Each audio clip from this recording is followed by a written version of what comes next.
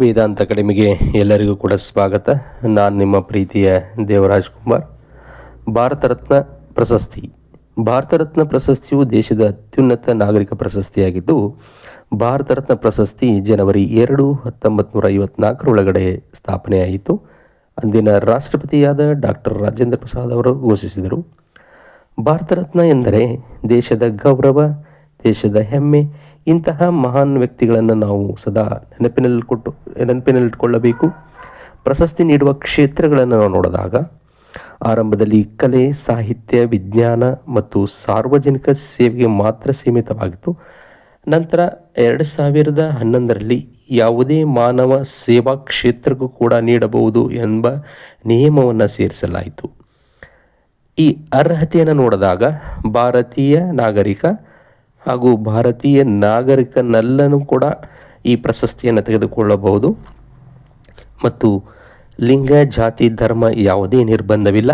1966ರಿಂದ ಮರಣೋತ್ತರವಾಗಿಯೂ ಕೂಡ ಈ ಪ್ರಶಸ್ತಿಯನ್ನು ನೀಡಬಹುದು ಎಂಬ ಒಂದು ನಿಯಮವನ್ನು ಸೇರಿಸಲಾಯಿತು. ಈ ಭಾರತ ರತ್ನ ಪ್ರಶಸ್ತಿ ಆಯ್ಕೆಯ ಪ್ರಕ್ರಿಯೆ ಯಾವ ರೀತಿ ನಡೆಯುತ್ತದೆ ಅಂದರೆ, ಯಾವುದೇ ಅಧಿಕೃತ ಅರ್ಜಿ ಪ್ರಕ್ರಿಯೆ ಇಲ್ಲದೆ ನಡೆಯುತ್ತದೆ. ಅದರ ಜೊತೆಗೆ ಭಾರತದ ಪ್ರಧಾನಮಂತ್ರಿ ಶಿಫಾರಸು ಮಾಡ್ತಾರೆ.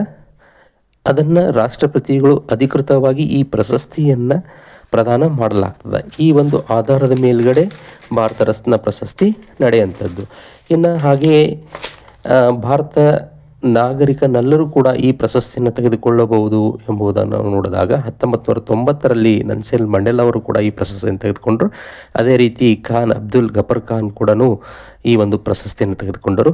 ಈ ಪ್ರಶಸ್ತಿಯ ಗರಿಷ್ಠ ಸಂಖ್ಯೆಯನ್ನು ನೋಡಿದಾಗ ಪ್ರತಿ ವರ್ಷ ಗರಿಷ್ಠ 3 ಜನರಿಗೆ ನೀಡಬಹುದು. ಆದರೆ 1999 ಮತ್ತು 2004ರಲ್ಲಿ 4 ಮತ್ತು 5 ಜನರಿಗೆ ನೀಡಲಾಯಿತು.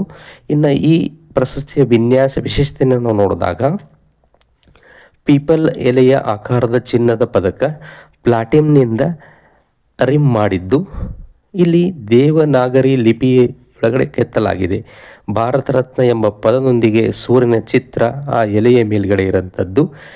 ಇನ್ನು ಇದರ ಹಿಮ್ಮುಖದಲ್ಲಿ ದೇವನಾಗರಿ ಲಿಪಿಯ ಸತ್ಯಮೇವ ಜಯತೆ ಎಂಬ ಧ್ಯೇಯ ವಾಕ್ಯದೊಂದಿಗೆ ನೋಡಬಹುದು. ಇಲ್ಲಿವರೆಗೂ ಕೂಡ ಒಟ್ಟು 1954ರಿಂದ ಹಿಡಿದು 2025ರವರೆಗೆ 53 ಜನರಿಗೆ ಈ ಪ್ರಶಸ್ತಿಯನ್ನು ನೀಡಲಾಗಿದೆ. ಇದರಲ್ಲಿ 18 ಜನಕ್ಕೆ ಮರಣೋತ್ತರವಾಗಿ ಈ ಪ್ರಶಸ್ತಿಯನ್ನು ಪಡೆದುಕೊಂಡಿದ್ದಾರೆ. ಈ ಪ್ರಶಸ್ತಿಯಲ್ಲಿ ಕ್ರೀಡೆಗೆ ಸಂಬಂಧಪಟ್ಟಂತೆ ಮೊಟ್ಟ ಮೊದಲನೇದಾಗಿ ಸಚಿನ್ ತೆಂಡೂಲ್ಕರ್ ಅವರು ಅತಿ ಕಿರಿಯ ವಯಸ್ಸಿನ ವ್ಯಕ್ತಿ ಈ ಪ್ರಶಸ್ತಿಯನ್ನು ತೆಗೆದುಕೊಂಡಿದ್ದಾರೆ. ಇದರಲ್ಲಿ ಒಂದು ವಿಶೇಷತೆ ಏನಂತಂದರೆ, ಮಹಾತ್ಮ ಗಾಂಧೀಜಿಯವರಿಗೆ ಈ ಪ್ರಶಸ್ತಿಯನ್ನು ನೀಡಲಾಗಿಲ್ಲ. ಈ ಒಂದು ಪ್ರಶಸ್ತಿಯಲ್ಲಿ ಕರ್ನಾಟಕದಲ್ಲಿ 3 ಜನರಿಗೆ ಈ ಪ್ರಶಸ್ತಿಯನ್ನು ತೆಗೆದುಕೊಂಡಿದ್ದಾರೆ. ಅದರಲ್ಲಿ ಮೊಟ್ಟ ಮೊದಲನೇದಾಗಿ ಸರ್ ಎಂ ವಿಶ್ವೇಶ್ವರಯ್ಯವರು 1955ರೊಳಗಡೆ, ಭೀಮಸೇನ್ ಜೋಶಿ ಅವರು 2009ರಲ್ಲಿ, ಪ್ರೊಫೆಸರ್ CNR ರಾವ್ ಅವರಿಗೆ 2014ರಲ್ಲಿ ಈ ಪ್ರಶಸ್ತಿ ದೊರೆತಿರುವಂಥದ್ದು. ಇದು ಕೂಡ ನಮ್ಮ ಕರ್ನಾಟಕದ ಒಂದು ಹೆಮ್ಮೆಯನ್ನು ಸೂಚಿಸುವಂಥದ್ದು. ಹೀಗಾಗಿ ಅನೇಕ ಸ್ಪರ್ಧಾತ್ಮಕ ಪರೀಕ್ಷೆಯಲ್ಲಿ ಈ ಒಂದು ಅಂಶದ ಮೇಲ್ಗಡೆ ಅಂದರೆ ಭಾರತ ರತ್ನ ಎಂಬ ವಿಷಯದ ಮೇಲ್ಗಡೆ ಹಲವಾರು ಒಂದು ಪರೀಕ್ಷೆಯೊಳಗಡೆ ಸಾಕಷ್ಟು ಬಾರಿ ಪ್ರಶ್ನೆಗಳು ಬಂದಿರುವಂಥದ್ದು ನಾವು ನೋಡೋಂಥದ್ದು.